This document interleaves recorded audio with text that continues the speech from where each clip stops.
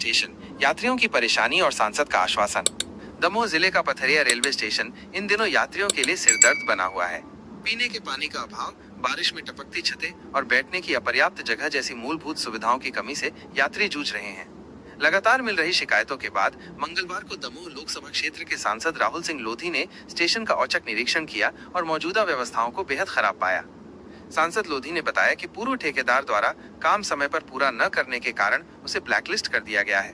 उन्होंने आश्वासन दिया कि अगले 2.5 महीने में नया टेंडर जारी होगा और प्लेटफॉर्म सहित अन्य निर्माण कार्य फिर से शुरू होंगे। उनका दावा है कि अगले 4 महीने में स्टेशन पर सभी जरूरी काम पूरे कर लिए जाएंगे और पथरिया स्टेशन का विकास उसकी श्रेणी के अनुरूप किया जाएगा। स्थानीय निवासियों ने इस दौरान दयोदय एक्सप्रेस और कोविड काल में बंद हुई अन्य ट्रेनों को दोबारा शुरू करने की मांग भी उठाई।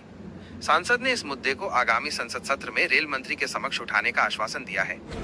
देखिए, आज काफ़ी लंबे समय से स्थानीय जनों से, यात्रियों से और कार्यकर्ताओं से सूचना मिल रही थी और शिकायत कर रही थी कि स्टेशन में व्यवस्थाएं सही नहीं है। तो आज पूरे भोपाल स्तर के, जबलपुर स्तर के अधिकारियों के साथ यहाँ पूरे रेलवे स्टेशन का अवलोकन किया और जो शिकायतें मिल रही थी, जो कमियां मिल रही थी, उनको यहाँ पर पाया गया कि वास्तव में पानी की यहाँ दिक्कत हो रही है। प्लेटफॉर्म में अभी सही तरीके से काम नहीं, कहीं पे टीन शेड लीक कर रहा है। तो जब यहाँ के अवलोकन किया और अधिकारियों से चर्चा की तो उसमें ये जानकारी प्राप्त हुई कि जिसको टेंडर हमने दिया था तो उसको ब्लैक लिस्ट करके यहाँ से अलग कर दिया है, क्योंकि वो तय समय में काम नहीं कर पा रहा। मूल 3-4 समस्या आई है प्लेटफॉर्म नंबर 3, प्लेटफॉर्म नंबर 4 की, कि वहाँ पे व्यवस्थाएं पानी की नहीं है, तो वहाँ पे प्लेटफॉर्म ठीक नहीं है, टीन शेड नहीं है। तो उसका टेंडर हो गया है और उसका लेवल उसको उठा देंगे, इसको हाई लेवल बोलते हैं।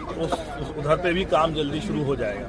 और जहाँ तक वो सीमेंट वाली सीटों की बात है, उसकी भी बात होगी, उसका भी टेंडर लग रहा है, तो उसको भी बदलेंगे। तो ये पूरे भारत देश के अंदर जहाँ जहाँ ये सीमेंटेड वाली सीटें लगी हैं, उसको भी पूरा बदलने का वो काम करेंगे।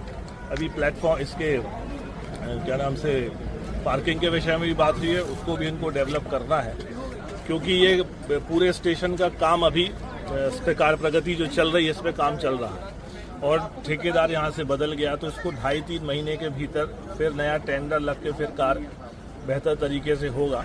और मुझे भरोसा कि अगले 4 महीनों में इसको हम ठीक समय पे इसको कंप्लीट कर देंगे और पथरिया के लिए समर्पित कर देंगे।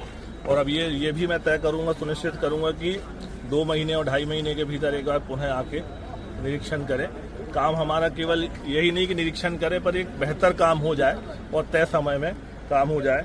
कुछ यात्रियों ने दयोदय और कोरोना के समय जो ट्रेनें बंद हो गई तो उनके विषय में भी चर्चा की।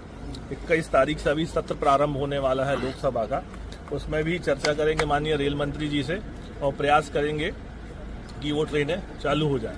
कई बार हम लोग देखते हैं कि चर्चा करते कि इस प्लेटफॉर्म पे ये व्यवस्था नहीं है, वो व्यवस्था नहीं है। हमको ये चीज़ समझनी पड़ेगी कि प्लेटफॉर्म के टाइप्स होते हैं। बीना जंक्शन अलग होगा, कटनी जंक्शन अलग होगा, जबलपुर का अलग होगा, दमोह का अलग होगा, पथरिया का अलग होगा।